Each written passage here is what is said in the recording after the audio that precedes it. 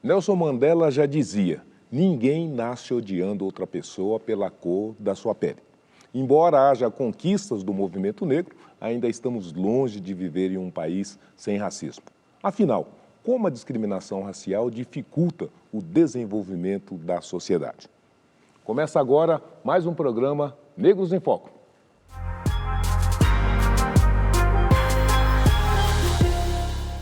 Olha, como todos nós sabemos, a discriminação racial, ela perpetua desigualdades e violenta o direito de todos os cidadãos, sobretudo aqueles vitimados por esta discriminação. Por isso, nós precisamos sempre intensificar os nossos esforços para a construção de uma sociedade mais inclusiva e justa.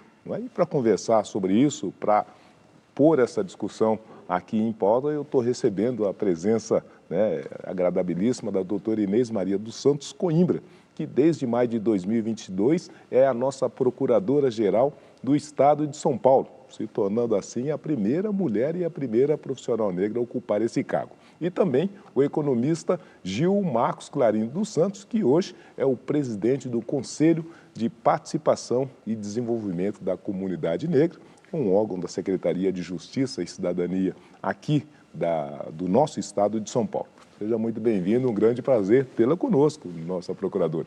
Obrigada, Zé. O prazer é todo meu. Obrigada pelo convite. Uma honra estar aqui. Muito bem. Gil, bem-vindo à nossa casa. Muito obrigado, José. Obrigado pelo convite. Uma honra estar aqui representando o nosso Conselho do Estado de São Paulo. Doutora Inês, dia 21 de março, Dia Internacional de Luta contra o Racismo. Podemos sorrir? Temos o que comemorar? Como eu sou uma otimista e veterada, acho que isso é um motivo, sim, de comemoração. O que, obviamente, não retira também da data a necessidade de reflexão e de se continuar uma luta que é uma luta intensa, né?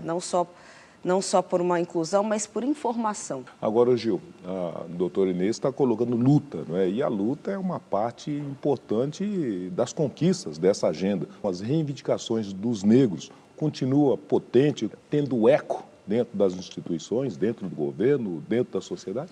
Sim. Temos um conselho que foi criado em 1984. Esse conselho é composto de 32 conselheiros, sendo 10 representantes do governo e 22 da sociedade civil. Em 2018, nós tivemos a nossa Conferência Nacional da Igualdade Racial, justamente para alencar todas as propostas que nós fizemos durante esse período e aprovarmos aí o Plano Estadual da Igualdade Racial. Olha, o Dia Internacional de Combate à Discriminação Racial é celebrado em 21 de março para reconhecer a batalha e as conquistas dos direitos sociais para a população negra. A data foi instituída pela ONU, Organizações das Nações Unidas, em memória ao massacre de Chepeville, que ocorreu na África do Sul em 1966. Mas a luta continua até hoje e eu vou convidar vocês para conhecer alguns dados dessa nossa agenda. De acordo com a Secretaria de Justiça e Cidadania do Estado de São Paulo, entre os anos de 2021 e 2022, teve um aumento de cerca de 625% de denúncias dos crimes de racismo e injúria racial.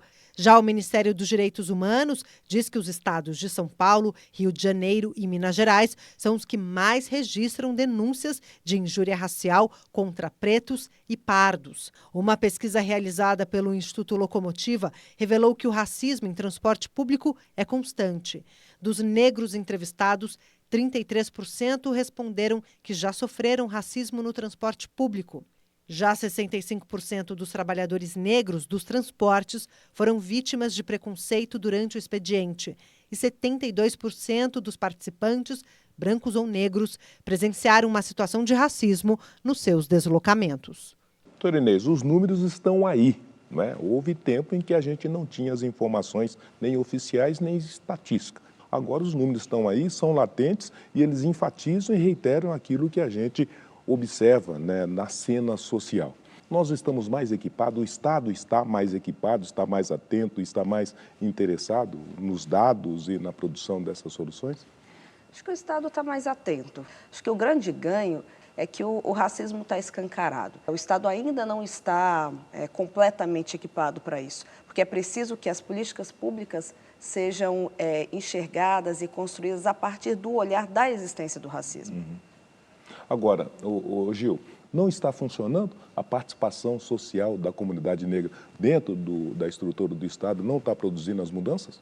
Não, a sociedade vem se reunindo, nós temos tido alguns avanços, as cotas raciais são políticas públicas importantes, então os avanços vêm acontecendo, mas precisamos ser muito mais efetivos.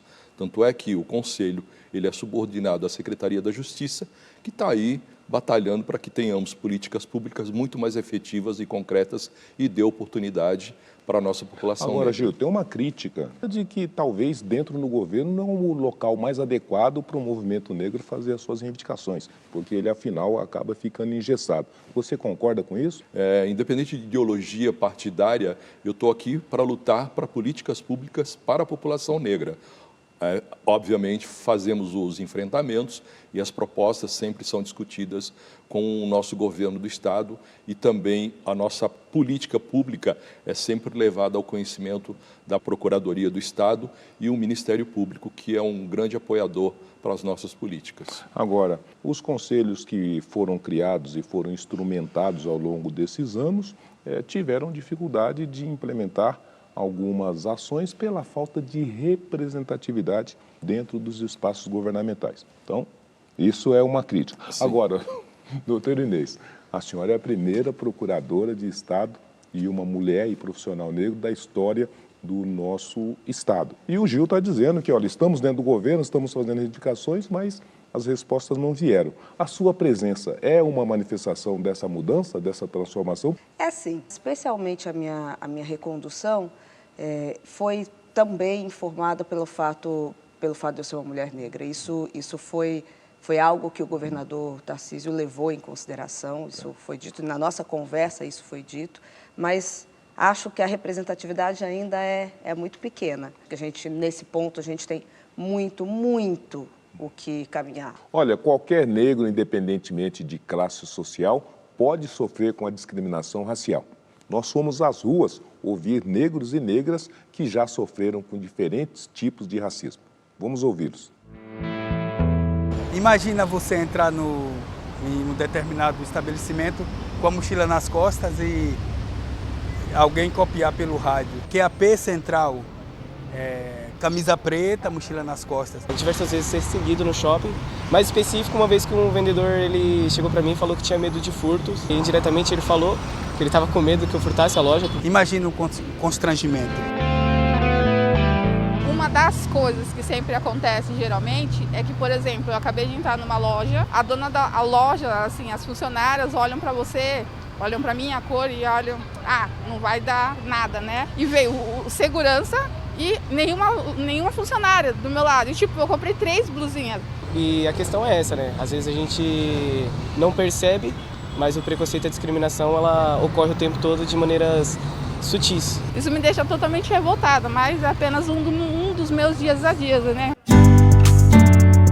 Eu morava num bairro que era bem legal, assim, financeiramente, e as pessoas olhavam torto, elas perguntavam o que eu fazia. Um exemplo, agora eu fui vender para uma moça e ela falou assim para mim, eu vou comprar o seu doce porque hoje eu estou podendo mais do que você. Uma vez conversando com uma pessoa, e essa pessoa olhou para mim e falou, nossa, Sara, os seus traços não são de negros, tem algum parente branco na sua família? O que mais me deixa chateada é que eu só escuto isso de pessoas brancas. Só que se eu conto isso para as pessoas falam, nada a ver, isso acontece com todo mundo. Não acontece, infelizmente isso é racismo. Pois é. Ô Gil, nós estamos no século XXI, estamos falando dia 21 de março de 2023 e as pessoas estão trazendo a realidade do dia a dia, das ruas, né, das suas rotinas, em que o direito do cidadão, a sua qualidade de indivíduo não é suficiente para impedir esse tipo de agressão em todo dia, toda hora. Mas isso precisa continuar sendo só uma luta dos negros? Quem mais precisa juntar-se nesse esforço para que a gente não tenha depoimentos dessa natureza? Não, a luta é do negro e do branco. Até então sou de um bairro periférico, sou da Vila Maria.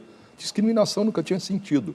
Só senti a partir do momento que comecei a galgar e disputar alguns cargos. Então, as empresas precisam estar atentas agora com a questão do ISG, e essas políticas só podem ter lastro através de políticas públicas que o governo possa implementar. No Brasil, a luta contra a discriminação racial se intensificou após a Constituição Federal de 1988, que incluiu o crime de racismo como inafiançável e imprescritível. E no início deste ano de 2023, foi sancionada a lei que tipifica como crime de racismo a injúria racial. Convidamos a secretária nacional de Promoção de Defesa dos Direitos Humanos, Isadora Brandão, para apresentar o papel do governo nesta luta. O racismo ele é estrutural porque ele é essa herança, né, da escravidão colonial. Mas, além disso, né, o racismo é também uma dinâmica contemporânea de produção de iniquidades. Ele permeia todas as esferas da nossa vida. A dimensão interpessoal, as instituições jurídicas, econômicas e políticas, e também ele coloniza o nosso imaginário social. Então a gente precisa ter cuidado, portanto, para não perder de vista esse caráter sistêmico do racismo, para não reduzi-lo a uma questão de combate ao preconceito, à discriminação.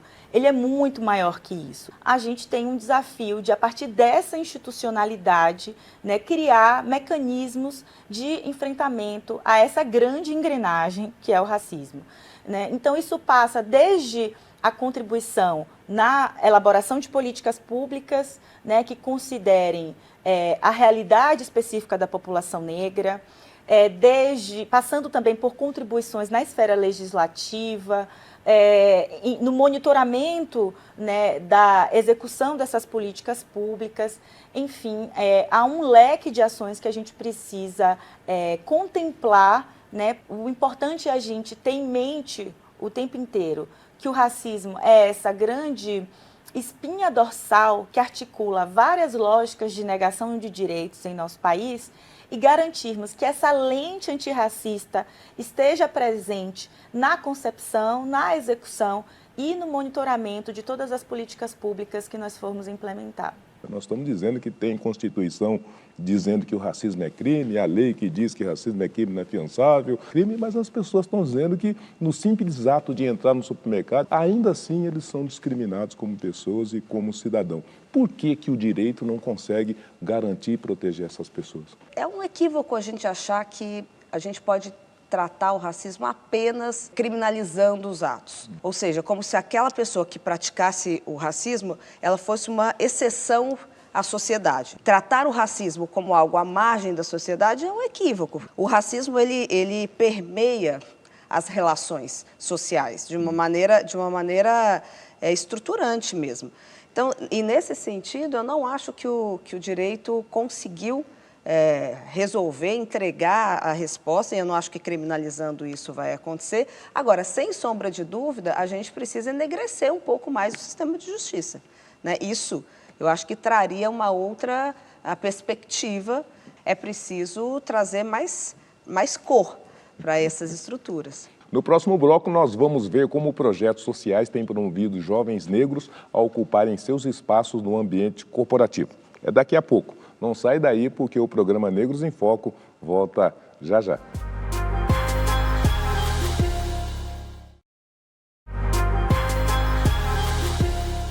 Muito bem, já estamos de volta com o nosso programa Negros em Foco. Hoje nós estamos falando sobre como a discriminação racial afeta o desenvolvimento de toda a nossa sociedade. E para conversar sobre isso, nós estamos recebendo convidados ilustres, né? A Procuradora-Geral do Estado de São Paulo, a doutora Inês Coimbra, e o presidente do Conselho de Participação e Desenvolvimento da Comunidade Negra, né? O Gil Marcos Clarindo dos Santos. Nós estávamos falando no bloco anterior do quanto é importante esse mutirão, né, para dentro dessa questão, para dentro dessa agenda. E a gente está dizendo que se de um lado o direito não está dando conta, a gente também está conhecendo manifestações das mais diversas áreas. E nós temos esse caso, inclusive, da criação do Pacto pela Equidade, né, racial. Ajuda a gente a avançar, ajuda a gente superar essas dificuldades? Ajuda, sem sombra de dúvida. Esse movimento da ministra Rosa Weber é importantíssimo. Ele vai nos dar um diagnóstico também de quem somos no sistema de justiça, né? Qual que é o senso e ao cabo, quem está aplicando aí as leis. Quando o sistema de justiça olha para este problema e reconhece que tem um problema, é o primeiro passo para tentar resolvê-lo. Porque essa não é uma mudança que virá de maneira orgânica. Não, se não tiver ações concretas para isso, para que a gente tenha uma maior diversidade entre aqueles que estão trabalhando no sistema de justiça, isso não vai acontecer. E nós estamos falando do Supremo Tribunal Federal e lá não tem nem homens negros, nem mulheres negras. Mesmo aqui em São Paulo, são 3 negros entre os 360 desembargadores. Como é que a gente consegue criar condições para que o negro esteja nesses espaços e como é que esses espaços possam se abrir para acolher esses profissionais? Eu acho que são 2 movimentos, né? O movimento das cotas, ações afirmativas através de cotas, importantíssimo. E em tribunais como o Supremo, que é uma indicação, uma livre indicação aí do presidente, aí eu acho que precisa haver mesmo uma preocupação com isso. Precisa haver uma mulher negra no Supremo? Precisa, e há muitas, viu? Sim. É uma questão de querer. É preciso que todo o movimento negro seja ouvido. Sendo assim, em mensagem para o Negros em Foco, o senador Paulo Paim fala sobre os constantes pedidos de aprovações de propostas que possam impedir a discriminação racial. Vamos acompanhar e vamos ouvi-lo. Diariamente, aqui na Comissão de Direitos Humanos, eu recebo denúncias de trabalho escravo, focos de trabalho escravo surgem em todo o Brasil. Preconceito, racismo todos os dias, em todas as áreas. Por exemplo, que agora a lei de injúria é crime, tornou o crime de racismo inafiançável e não prescreve também. Então, quanto mais nós trabalhamos aqui, o Estatuto da Igualdade Racial, nós estamos trabalhando muito também na abordagem policial, tudo são temas que esse programa há de tratar. Numa verdadeira democracia, o racismo será sempre combatido.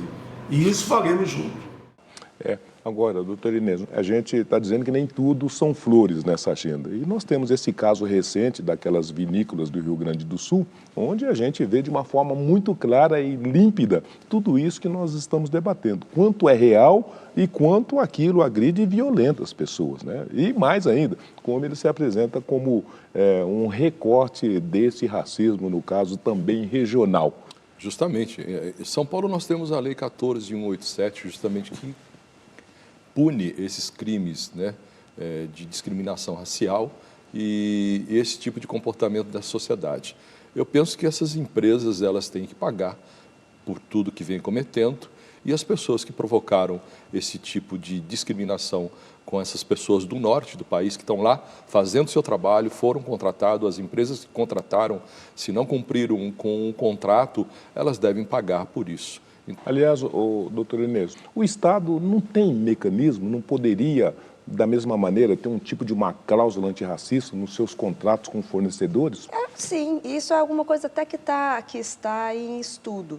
As leis de licitação, né, ou seja, as leis que regulam como as compras do Estado precisam ser feitas, elas já permitem que o Estado se utilize desse seu poder de compra, que é grande, né, para a indução de algumas políticas públicas. Então, a gente poderia, por exemplo, pensar em cláusulas que obrigassem as empresas a serem contratadas pelo Estado de fazer capacitação dos seus funcionários ou de estabelecer cota também naquelas contratações, quando a gente estiver falando, por exemplo, de serviço. Precisa ser uma convergência em que todos coloquem os esforços nessa direção, mas que tem um lugar em que é preponderante a possibilidade de mudança dessa agenda, que é a educação. O Estado produziu uma legislação definindo e determinando que a história do negro e a história da África precisa compor o currículo, mas isso não foi cumprido. Como é que faz? É, aí que nós precisamos da figura do Ministério Público. A partir do momento que os professores e os alunos tiverem conhecimento da contribuição da população negra para o desenvolvimento do nosso país, eu penso que a Lei 10.639, ela tem uma certa dificuldade de avançar, até pela predisposição, acho que dos próprios professores. Tem uma resistência? Existe uma resistência, quer dizer, a gente tem corrido algumas escolas, temos projetos com a Secretaria da Educação, né, das escolas antirracistas, e fazendo inclusive palestras aí em escolas para que a Lei 10.639 realmente seja introduzida nos bancos escolares. E por falar em educação, nós fomos conhecer o projeto do Instituto Meninas Negras, que visa quebrar a barreira e combater o racismo, transformando jovens negros em potências para ingressarem no mercado de trabalho de forma igualitária. Vamos acompanhar. Enquanto mulher negra periférica, a minha grande preocupação é que minha filha não tivesse o mesmo futuro que o meu, né? Que ela não enfrentasse as mesmas dificuldades apenas por ser uma mulher negra periférica, né, para se inserir principalmente no mercado de trabalho. Então eu comecei a alfabetizar a Isabelle muito precocemente, inseri a Isabelle em ambientes onde pessoas negras periféricas normalmente não costumam frequentar e sempre visando para que ela fosse uma cidadã do mundo. Quando a Isabelle tinha 12 anos de idade, ela foi selecionada, né, e conquistou uma bolsa para fazer um intercâmbio, né, em outro país. Ela me mandou uma mensagem no WhatsApp e falou: mãe, eu sou a única negra desse lugar. Então, todo o processo que eu fiz com a minha filha deu muito certo. E aí a gente começou a pensar, por que não replicar? E aí começamos a preparar elas, né, suprindo os déficits acadêmicos, preparando para uma entrevista de emprego, como conversar, como se portar, como preparar um currículo, preparando essas meninas para, né, o mercado de trabalho. Mudou a minha vida, o meu olhar como eu tenho comigo mesmo, a forma como eu me enxergo como todo, e tanto na vida pessoal e profissionalmente falando. Me ajudou muito com oportunidades e a perceber que eu não preciso me limitar a só o que dizem que eu posso fazer. Depois disso, a gente ganhar oportunidades para mudar o nosso ambiente familiar. Por exemplo, eu tive uma situação de uma jovem que queria ser médica e a família dizia que aquilo não era para ela. Não tem mercado para um negro, né, ser médico. Então, quando ele chega, eu faço todo um trabalho de desconstrução e ensinar o jovem a sonhar. O jovem periférico, dificilmente ele tem o dinheiro de condução para se deslocar da casa dele até o espaço físico. E foi aonde nós tivemos a ideia de ir até as comunidades. No primeiro momento, nosso foco era meninas negras, só que depois os irmãos das meninas negras, os primos, os vizinhos, os parentes, os amigos, começaram a perguntar por que eles não poderiam participar. E aí foi onde nós ampliamos para jovens periféricos no geral. Eu falo que a educação é a única forma que a gente tem de mudar a vida de um jovem periférico. Quantas lideranças negras tem dentro da sua organização? Quantos jovens negros periféricos você já impactou até agora? Quais são as ações que a sua empresa, a sua organização, a sua escola está fazendo para poder atrair esse público? É muito importante você estar num ambiente com várias pessoas negras e você entender que é uma luta coletiva. Essa é uma tarefa, não é só do Meninas Negras, somos de todos nós enquanto cidadãos.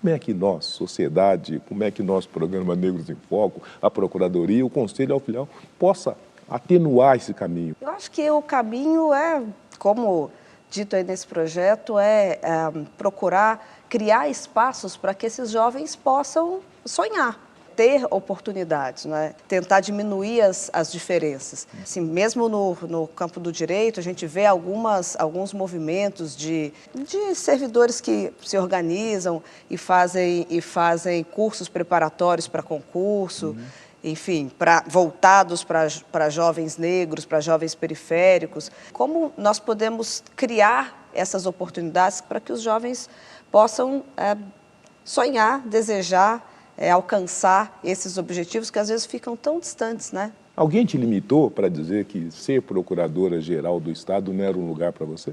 Não, eu acho que eu tive, na verdade, bastante sorte nesse sentido, mas eu tenho, sim, na minha memória, a experiência do racismo sofrido pela minha família. E isso foi uma coisa que me marcou. Mas não limita a potência do Não indivíduo. não limita a potência, mas quando a gente tem informação e formação, e por isso essa fala do Gil, né, sobre educação, ela é tão importante, porque isso vai nos trazendo repertório para dizer, não, nós não vamos nos limitar.